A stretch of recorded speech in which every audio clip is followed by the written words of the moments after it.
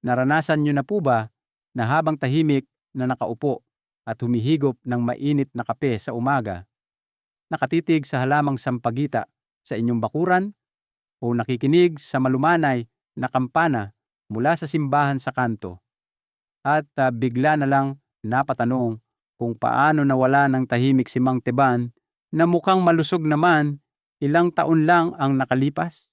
Napakaraming nakatatanda sa mga lugar tulad ng Quiapo sa Maynila o sa isang barangay sa Cebu ang pumanaw ng tahimik. Hindi dahil sa atake sa puso, hindi dahil sa kanser, at lalong hindi dahil sa aksidente. Sila'y pumanaw dahil sa isang bagay na mas tahimik, isang bagay na madalas ay hindi napapansin, hindi lamang ng kanilang pamilya, kundi maging ng mga nakatatanda mismo. Ako po si Dr. Benigno Manlapas, isang doktor dito sa Pilipinas na may higit 30 taon nang nag-aalaga sa kalusugan ng mga nakatatanda. Nasamahan ko na ang libu-libong mga lolo at lola sa buong bansa, mula sa mga retiradong guro sa Davao hanggang sa mga senyor na abogado na patuloy pa ring nagsisilbi sa Baguio. At mula sa hindi mabilang na mga konsultasyon at pananaliksik, isa lang po ang aking natuklasan. Ang mabuting kalusugan sa pagtanda ay hindi lamang tungkol sa pagkakaroon ng matatag na presyo ng dugo, normal na tibok ng puso, o paglalakad tuwing umaga sa Luneta Park. Ang tunay na susi ay nasa isang bagay na madalas nating iniiwasan dahil nahihiya tayo, natatakot, o simpleng iniisip na sa edad kong to, mahalaga pa ba yan? Pero ngayon, nais ko pong ibahagi sa inyo ang isang banayad na sikreto, isang sikreto na makakatulong sa inyo na manatiling maliksi ang katawan, malinaw ang isipan, at magkaroon ng tahimik na lakas ng isang taong tunay na nabuhay, kahit pa tumuntong na kayo sa edad na 80 o 90. Ang pinakamaganda rito, hindi ninyo kailangan ng mamahaling mga gamot. Hindi ninyo kailangan gawin ang mabibigat na ehersisyo o sundin ang mahihigpit na diet mula sa ibang bansa, dahil ang tunay na susi ay nasa loob na mismo ng inyong katawan. Hinihintay lang po nitong magising muli. Sa mga susunod na sandali, gagabayan ko kayo sa ilang simpleng hakbang, kasing simple ng pagtitimpla ng inyong pang-umagang kape na makakatulong na buhayin muli ang siglang iyan. Hindi po ito komplikado. Wala itong gastos at hindi nito kailangan ng ibang tao. Kayo lang po at ang inyong pagnanais na magsimula. At buong puso po akong naniniwala na sa pagtatapos ng ating paglalakbay na ito, makikita ninyo ang inyong katandaan sa isang ganap na bagong liwanag. Hindi bilang panahon ng paghina, kundi bilang panahon ng paghinog. Isang yugto kung saan ang buhay ay maaaring maging mas mabagal, mas malalim, at higit na kasiyasya. Kung ang mensaheng ito ay nagparamdam sa inyo na kayo ay nakikita o nauunawaan, mangyaring pindutin ang like button at itype ang 1 sa mga komento para malaman kung kasama ko kayo. At kung naniniwala kayo na ang channel na ito ay naghahatid ng makabuluhang bagay sa inyong kalusugan at paglalakbay sa pagtanda, huwag po ninyong kalimutang mag-subscribe at pindutin ang bell icon. Maaaring hindi ninyo ito kailangan ngayon, ngunit balang araw, maaaring may isang tao sa inyong pamilya ang lubos na magpapasalamat dahil pinili ninyong makinig. Ang tahimik na kondisyon na unti-unting umaagaw sa sigla ng pagtanda. Ang bawat pagupo at pakikipag-usap ko sa mga lolo at lola na nasa edad 70 at 80, maging si Lolo Carding mula sa Bigan o si Lola Puring mula sa isang tahimik na baryo sa Batangas. Madalas ay may nakikita ako sa kanilang mga mata. Isang uri ng hindi masabing kalungkutan. Hindi ito sakit.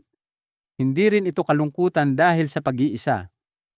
Ang pakiramdam ay tila may isang bagay sa loob nila na dahan-dahang namamatay, na para bang ang buhay na dating malawak at makulay ay lumiit na ngayon sa isang mas malamig at maputlang sulok ng kanilang pagkatao.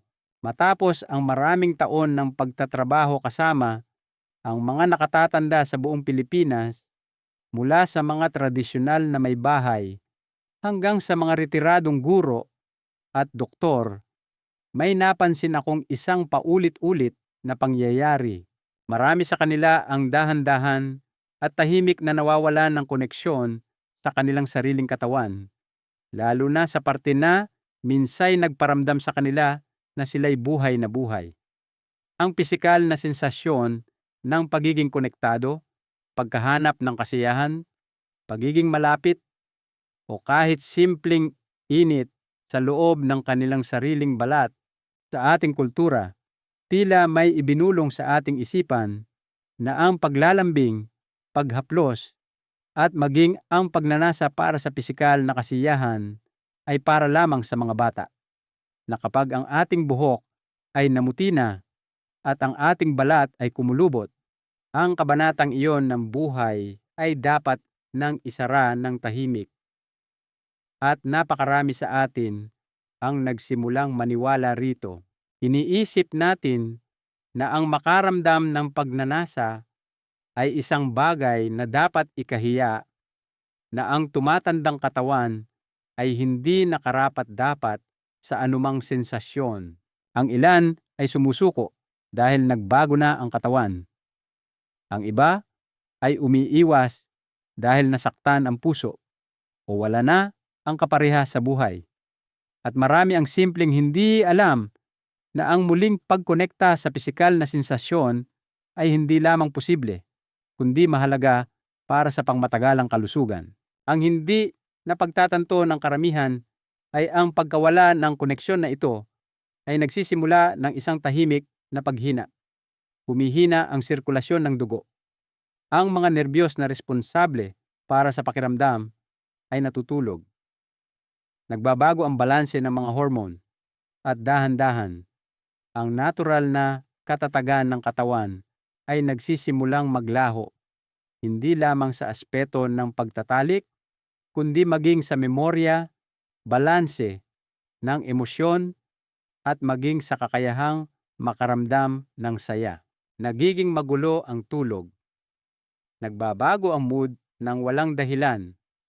Bumabagsak ang antas ng enerhiya, at sa paglipas ng panahon, humihina ang immune system na tahimik na nagpapataas ng panganib sa sakit sa puso, pagkawala ng memorya at depression. Nakita ko na po itong nangyari. Ang mga lolo na dating masayang nakikipagkwentuhan pagkatapos magsimba tuwing linggo ay ngayoy tahimik na lang na nakaupo sa tabi ng bintana. Ang mga lola na dati nagwawalis ng bakuran habang umaawit ng kundiman ay hindi na ngayon namimitas ng bulaklak para sa altar.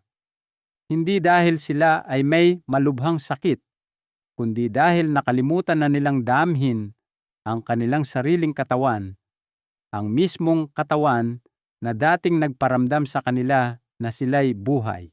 Ang paglalambing sa kaparehaman o sa sarili lamang ay hindi isang luho. Ito ay bahagi ng buhay. Ito ay pundasyon ng kagalakan, ng kagalingan, at maging ng mahabang buhay. At sinasabi ko po ito mula sa puso. Hindi pa huli ang lahat para muling kumonekta.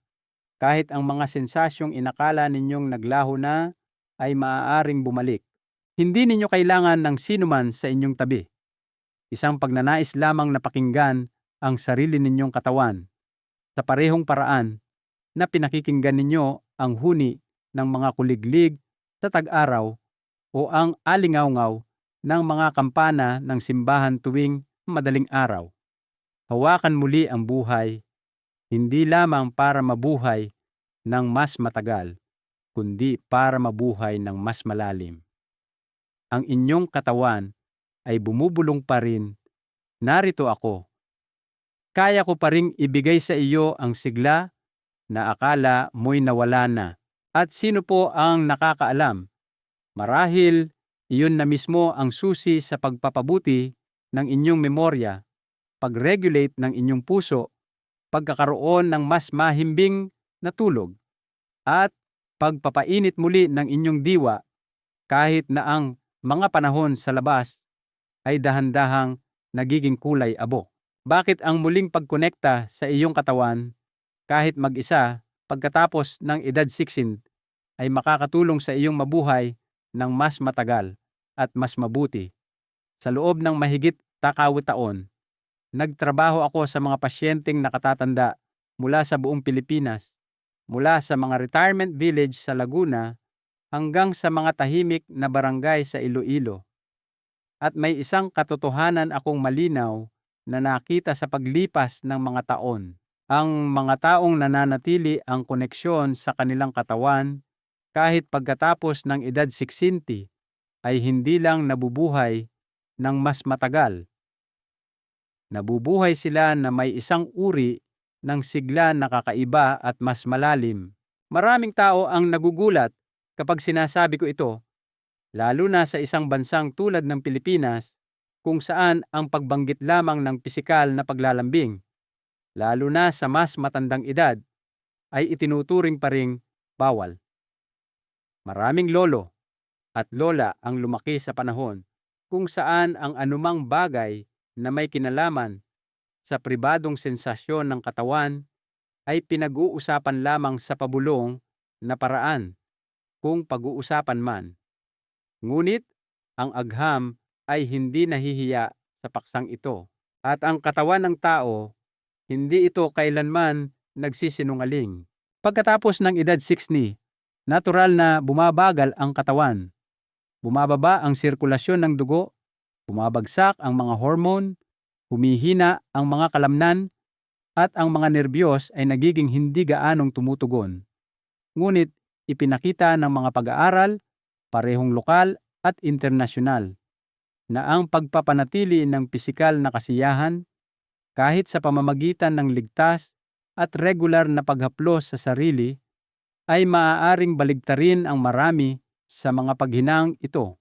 Maaaring mahirap paniwalaan, ngunit kapag ang katawan ay dahan-dahang ginigising, bumubuti ang daloy ng dugo, hindi lamang sa utak at puso, kundi maging sa mga kamay at paa. Binabawasan nito ang panganib ng stroke at demensya. Naglalabas din ang katawan ng endorphins, ang mga feel-good hormones, na tumutulong sa inyo na makatulog ng mas mahimbing, bawasan ang stress, at magdala ng kapayapaan sa isipan. Maging ang testosterone na madalas iniisip na tuluyang nawawala sa pagtanda ay bahagyang tumataas, na tumutulong na mapanatili ang kalamnan, buto, at balanse ng emosyon. Ngunit, ang pinakamakapangyarihang pagbabago na nakikita ko ay wala sa mga resulta ng laboratorio. Nasa mga mata nila ito. Kapag sinabi sa akin ng isang matandang Ginoo mula sa Cebu, "Dok, pakiramdam ko, ako na ulit to." O kapag sinabi ng isang lola sa Iloilo, "Nakakaramdam pa pala ako at masarap sa pakiramdam." Alam kong hindi lang sila basta nabubuhay. Sila ay tunay na nabubuhay. Ang pisikal na sensasyon, ibinahagi man sa isang kapareha o simpleng naranasan ng mag-isa, ay hindi kahiya-hiya. Ito ay isang paalala. Buhay pa ako, ang aking katawan ay karapat-dapat pa ring bigyan ng pansin, pag-aalaga, at pagmamahal. At heto po ang pinakamagandang bahagi. Kapag ang isang tao ay muling kumonekta sa kanyang katawan, madalas silang nagsisimulang kumonekta muli sa buhay. Mas masarap ang kanilang pagkain. Mas madalas silang lumalabas ng bahay. Naglalakad sila ng dahan-dahan sa paligid ng patio ng simbahan. Inaalagaan ang kanilang halaman sa beranda, o mas madalas na ngumingiti sa kanilang mga apo. Marami ang nagtanong sa akin ng may pag-aalinlangan, "Dok, hindi pa po ba huli ang lahat? Ako'y nasa tebemti na." At lagi ko itong sinasagot ng may banayad na ngiti. Hindi pa po huli para bumalik sa inyong sarili. Ang mga maling akala na tahimik na umubo sa lakas ng ating mga senyor. Marami na akong nakilalang mga nakatatanda na dati masigla at disiplinado, naglalakad sa Rizal Park tuwing umaga, kumakain sa tamang oras, ngunit bigla na lang silang nakaramdam ng pagod, hindi makatulog ng maayos, at pabago-bago ang kanilang mood ng walang malinaw na dahilan. Kadalasan, kahit ang kanilang pamilya o sila mismo ay hindi napapansin kung ano talaga ang nangyayari. Minsan, nagsisimula ito sa isang simpleng pag-iisip, isang bagay na tila hindi nakakapinsala, ngunit dahan-dahang sumisira sa kanilang panloob na sigla. Halimbawa, sa edad kong ito, para saan pa yan? Narinig ko na ito ng napakaraming beses na hindi ko na mabilang. Pero gusto kong itanong pabalik, kung ang isang lampara ay may mitsa pa na hindi pa nasisindihan, hahayaan ba natin itong manatili sa dilim? Ang inyong katawan ay ang lamparang iyon. Ang pagtanda ay hindi nag-aalis ng pakiramdam. Binabago lamang nito kung paano lumilitaw ang pakiramdam na iyon. Ang iba naman ay iniisip na nakakahiya namang gawin yan ng mag-isa. Naiintindihan ko po. Marami ang lumaki sa mga pamilya kung saan ito ay itinuturing na immoral o mali. Ngunit ang pag-aalaga sa inyong katawan, mula sa pagligo at pagkain ng maayos hanggang sa pakikinig sa inyong mga pandama, ay isang gawa ng pasasalamat sa inyong sarili. Hindi po ito kahihiyan, ito po ay paggalang sa sarili.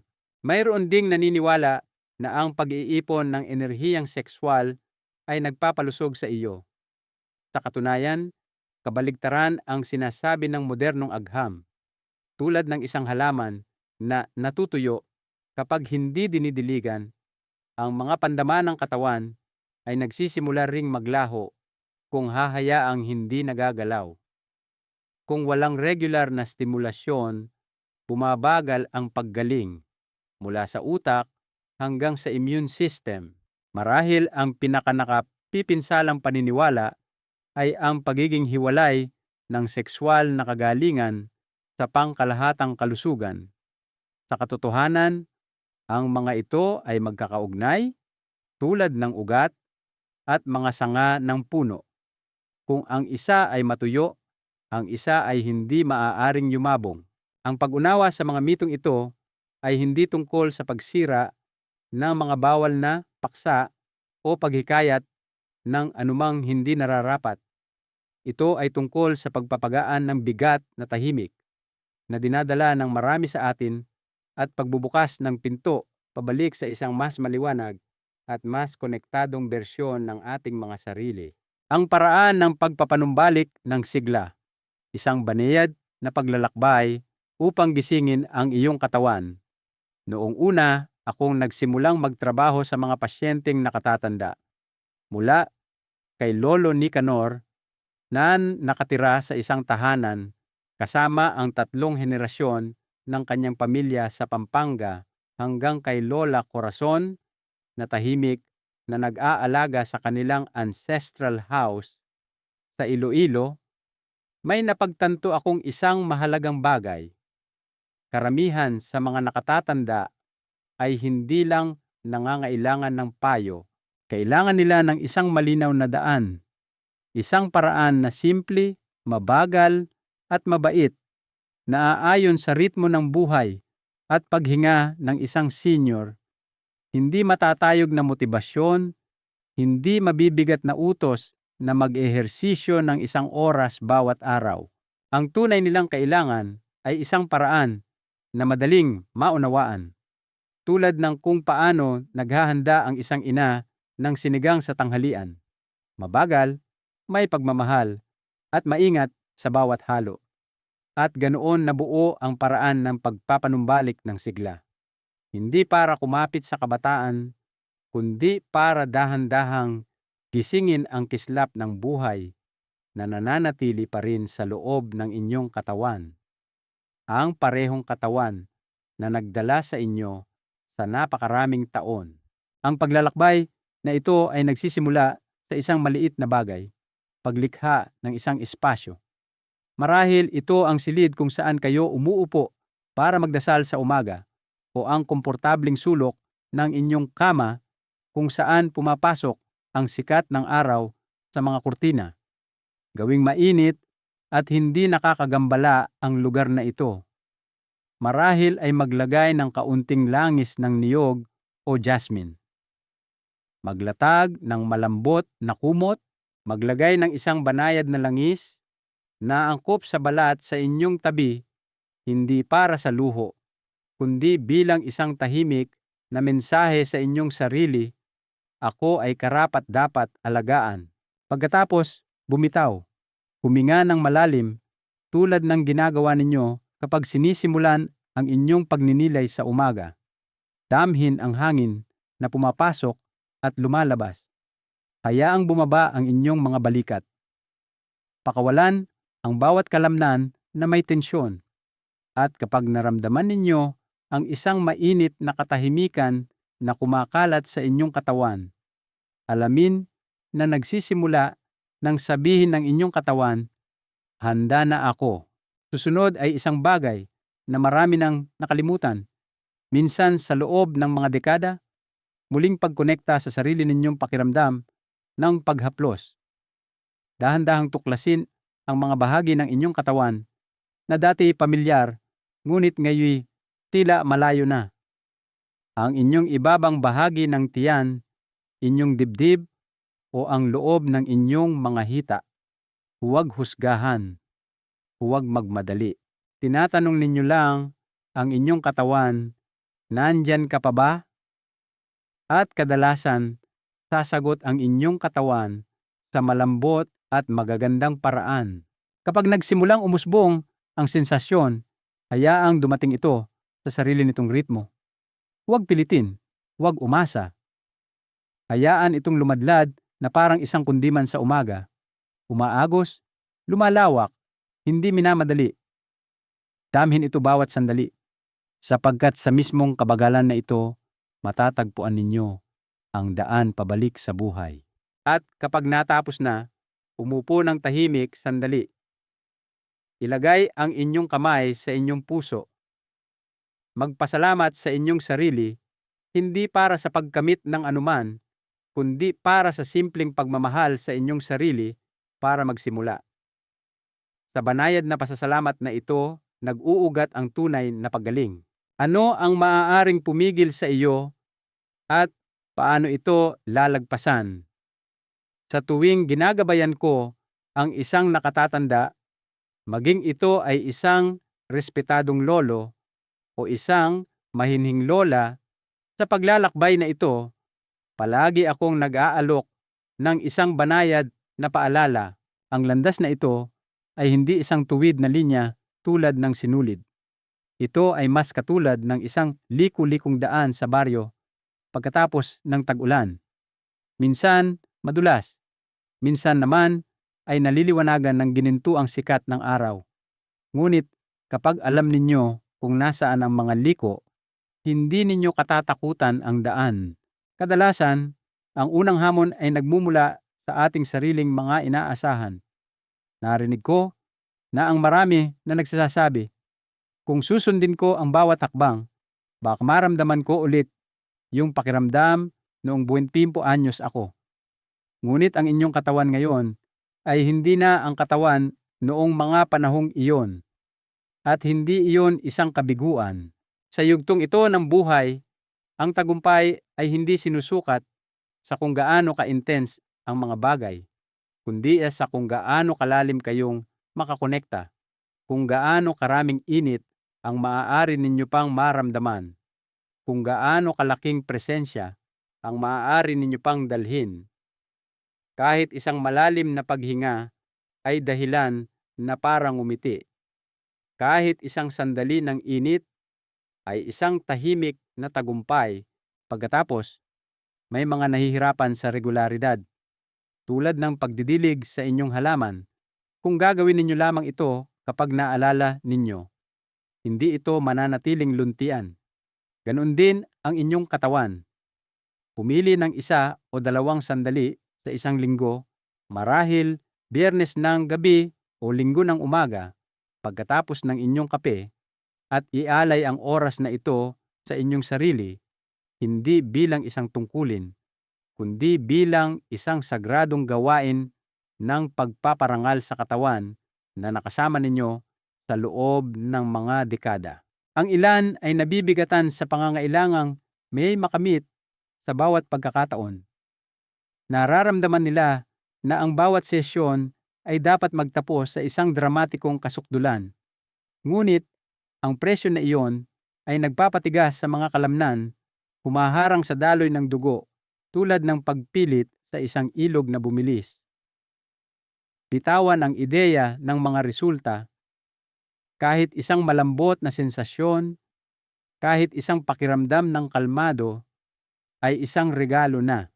At marahil ang pinakamahirap na hadlang ay ang maliit na bulong sa inyong isipan. Sa edad kong to, para saan pa ba to? Diyan, inaanyayahan ko kayong tumugon ng may kabaitan. Dahil buhay pa ako, dahil ang aking katawan, kahit sa tumatanda nitong anyo, ay karapat-dapat pa ring maramdaman, alagaan, at mahalin. Sa bawat pagkakataong dahan-dahan ninyong nalalampasan ang isang pagdududa, pinapalakas ninyo ang inyong panloob na lakas, ang inyong paggalang sa sarili.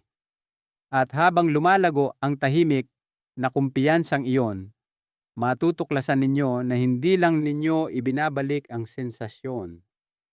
Ibinabalik ninyo ang inyong buhay. Isang buhay na mas buo, mas mapayapa, at mas tunay na sa inyo. Pagbawi sa karapatang mabuhay ng ganap, anuman ang iyong edad.